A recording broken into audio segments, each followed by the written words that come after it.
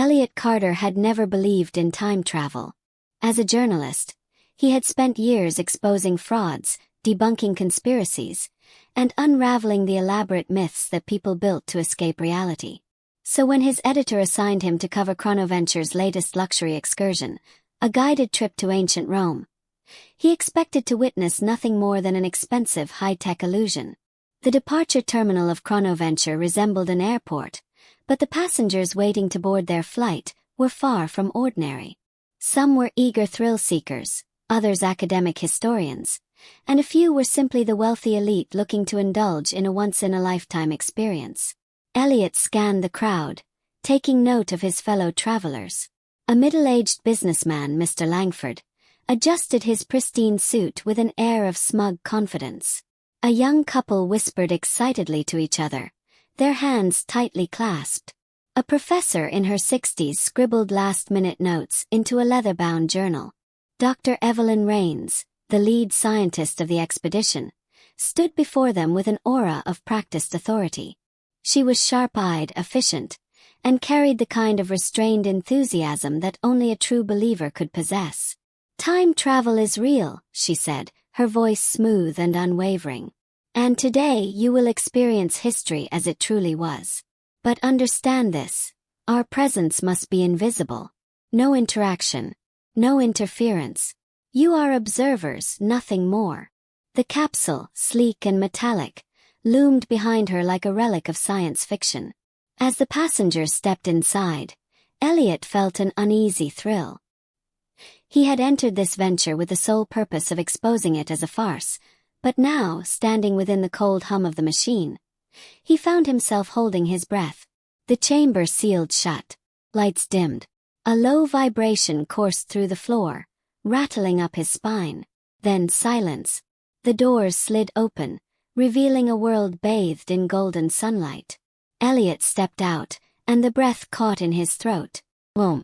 Not a simulation, not a VR projection.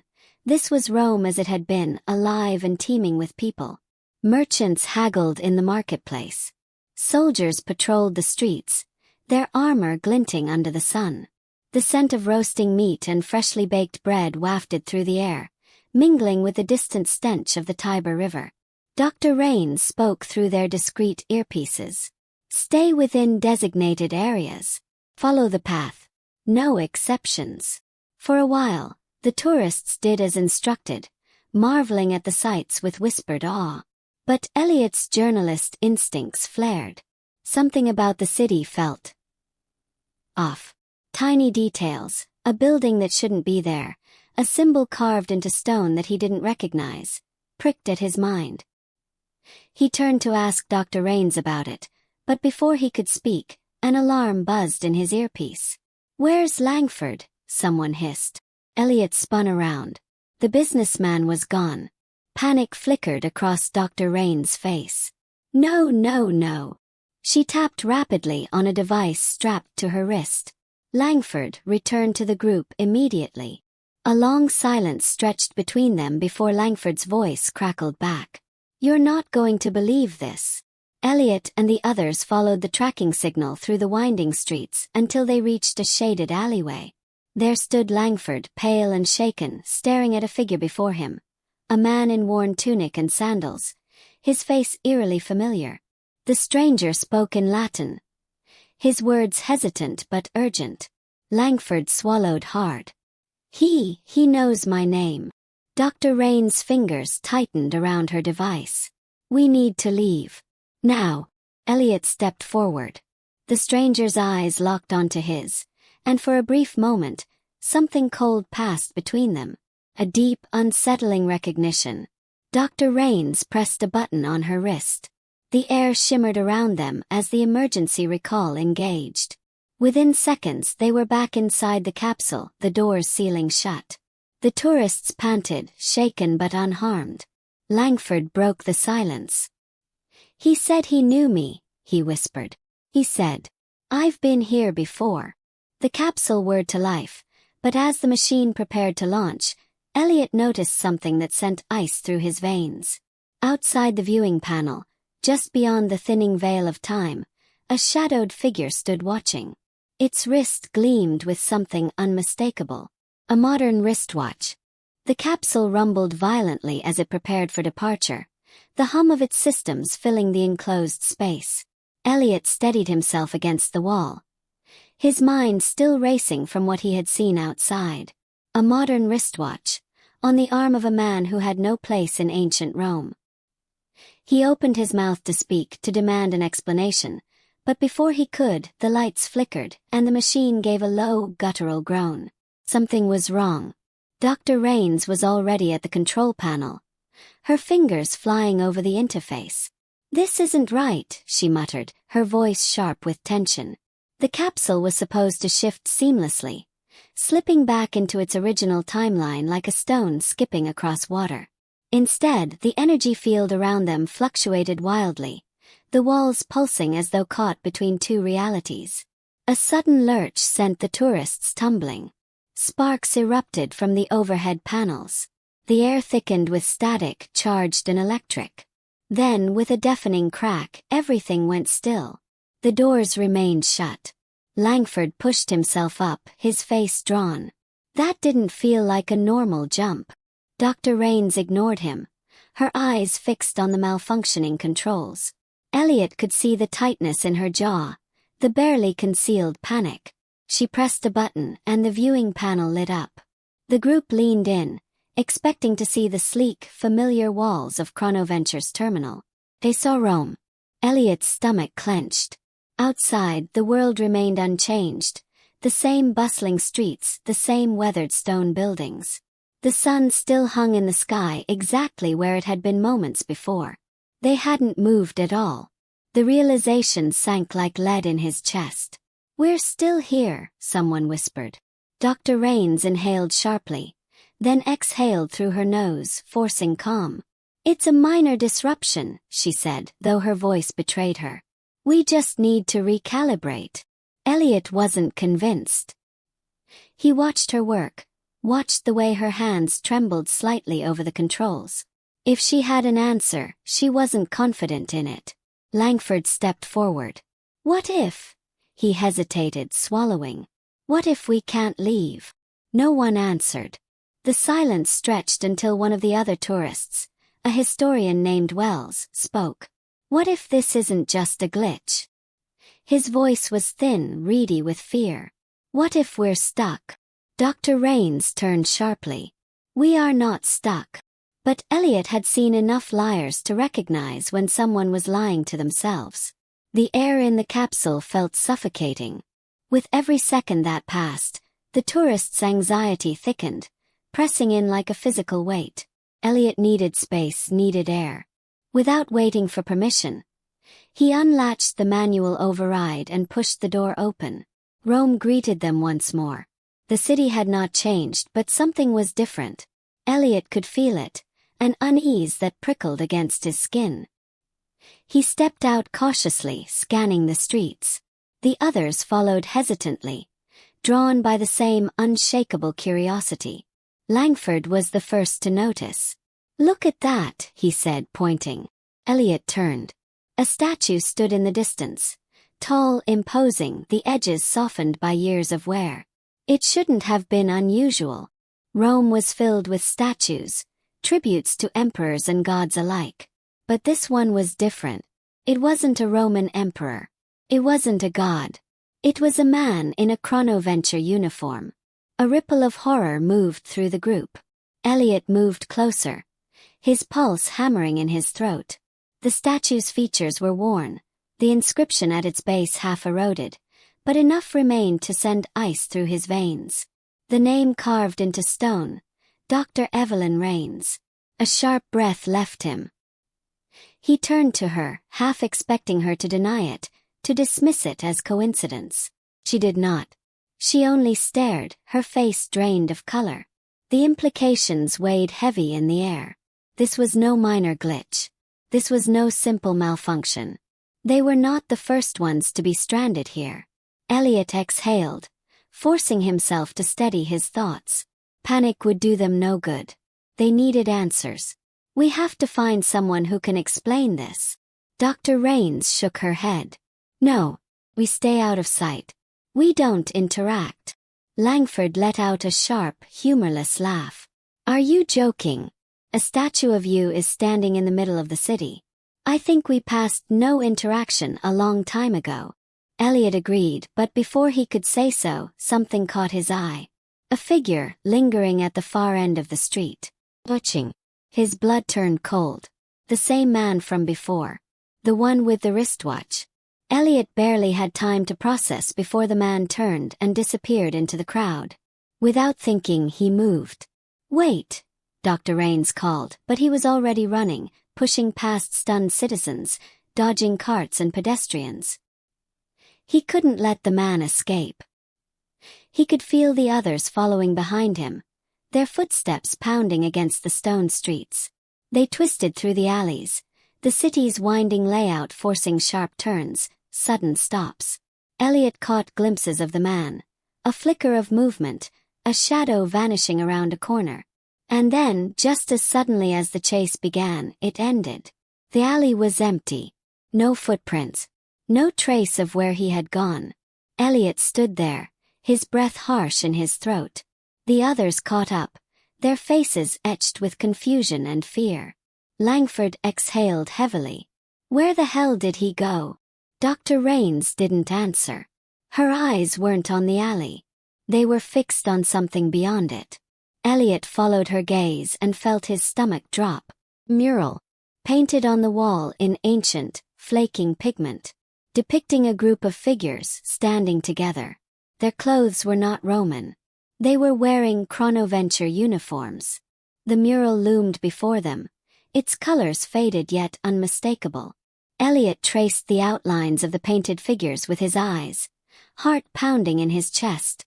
The likeness was impossible to deny. It was them, every single member of the Chronoventure group. Their faces, their postures, their very presence immortalized on an ancient Roman wall. Langford broke the silence first. This can't be real.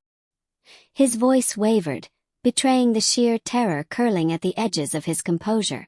Dr. Rains stepped forward, examining the mural with a scientific detachment that didn't quite mask the dread beneath it. It's not a mistake. The detail, the proportions. She trailed off, fingers grazing the stone as if trying to pull an answer from its surface. Someone painted this centuries ago. Elliot inhaled slowly, forcing his mind to push past the initial shock. Which means, he said, voice steady despite the chaos in his thoughts, that we've been here before. A weighted silence settled over the group. It was one thing to experience a time travel mishap. It was another to stand face to face with proof that history had already accounted for them, that they were woven into the past, their fates recorded before they had even lived them. The historian Wells swallowed hard. If this is real, then it means our presence was never an accident. We were always meant to be here. Elliot didn't believe in fate, but this wasn't coincidence. Someone had known they would arrive. Someone had recorded their existence long before they had set foot in this timeline. And that meant someone was waiting for them. A shadow shifted at the edge of the alley. Elliot moved before he had time to think, lunging around the corner just in time to catch the retreating figure. A man slipping effortlessly through the labyrinth of ancient streets. The same man who had watched them before. Duran. Footsteps pounded behind him as the others followed, but Elliot focused only on the flicker of movement ahead.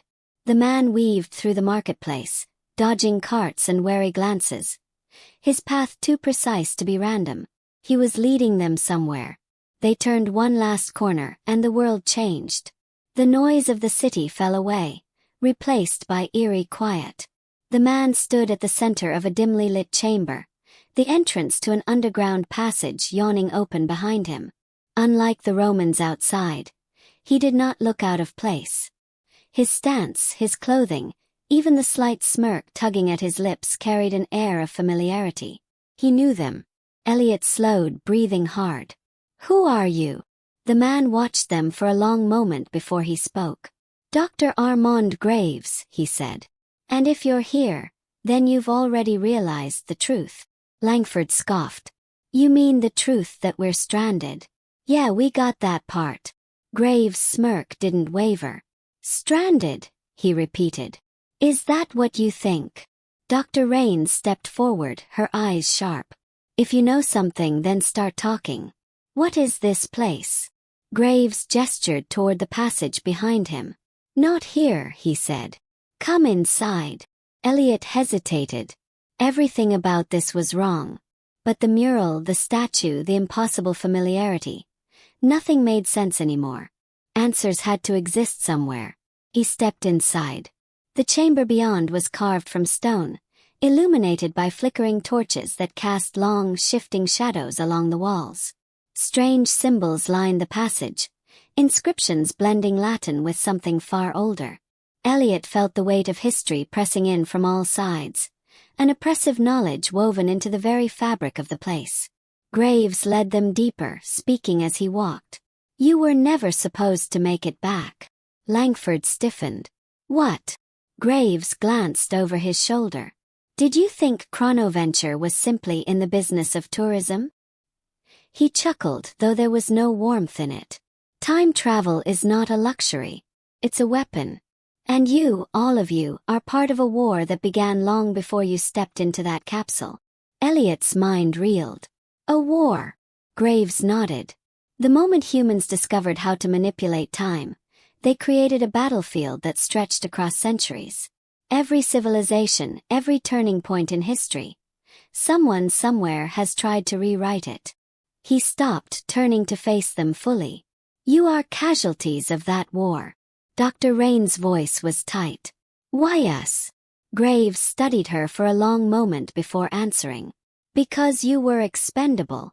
The word struck like a blow. Graves continued. Chronoventure isn't a business. It's a front. You were sent here to disrupt a timeline. Whether you succeeded or not is irrelevant.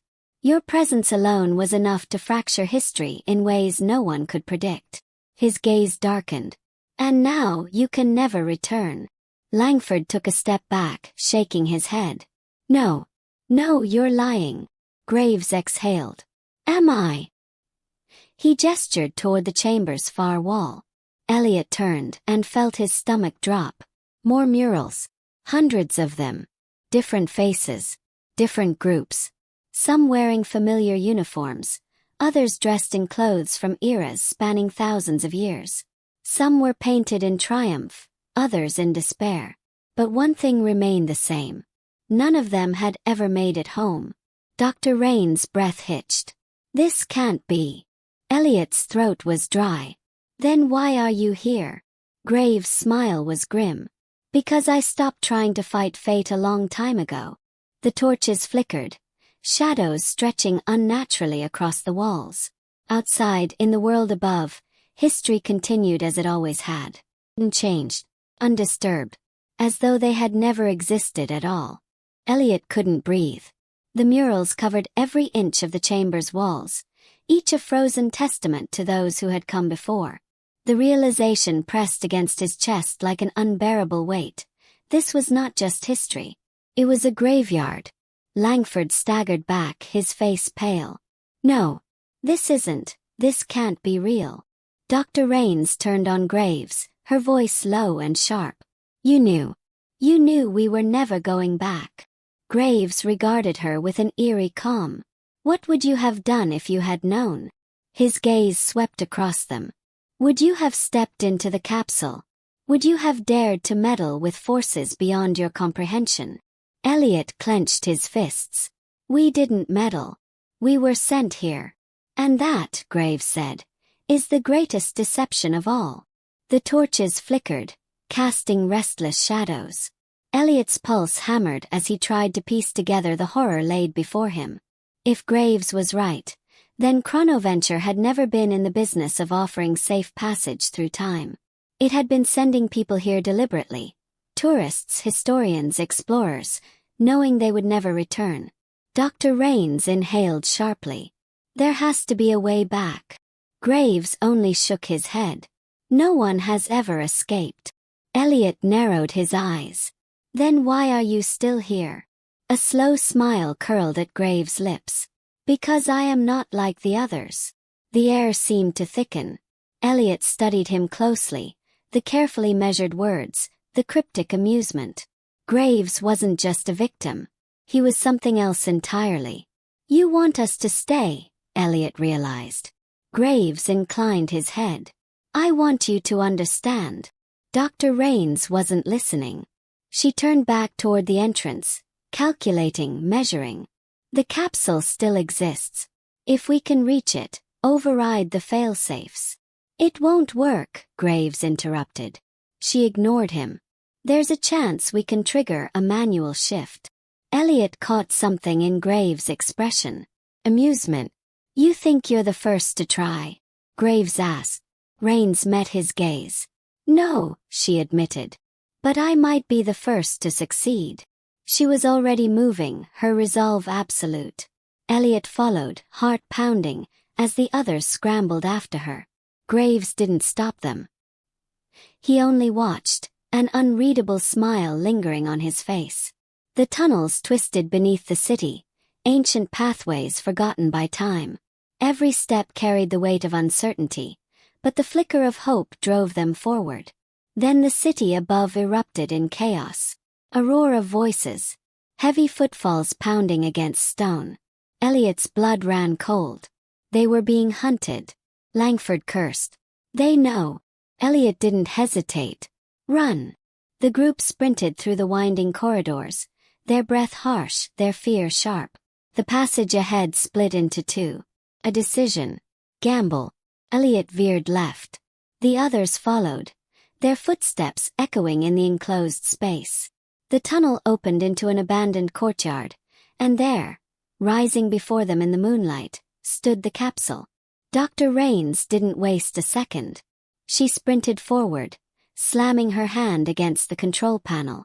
The interface flickered to life, its systems sluggish, unresponsive. "It's locked," she muttered, fingers flying across the console. The roar of pursuit grew louder. Elliot turned just in time to see figures emerge from the darkness, cloaked in shadows, their faces unreadable. Graves stepped forward, calm amidst the storm. "This is not your timeline," he said. "It never was." Dr. Rains let out a breathless laugh as the panel flashed green. "Then it's time we left." She pressed the override. The capsule groaned, the mechanisms fighting against centuries of neglect. The energy field flickered, unstable, erratic, but alive. Chance. The air crackled as the time distortion spiraled around them. Graves only smiled. And then, darkness, silence. Elliot gasped, the air sharp in his lungs. Cold metal pressed against his back. He blinked. The Chronoventure terminal. They had returned. Dr. Rains exhaled a shuddering breath. Langford let out a strangled laugh, disbelieving, exhausted. They had done it. Elliot turned toward the observation glass, the world beyond it familiar, solid. His reflection stared back, haunted, changed. But something was wrong. The date on the console display. Not the present. Not their present. The realization slammed into him. They hadn't escaped. They had only moved. Graves' voice echoed in his mind. "No one has ever escaped." The capsule doors hissed open. And outside, history waited.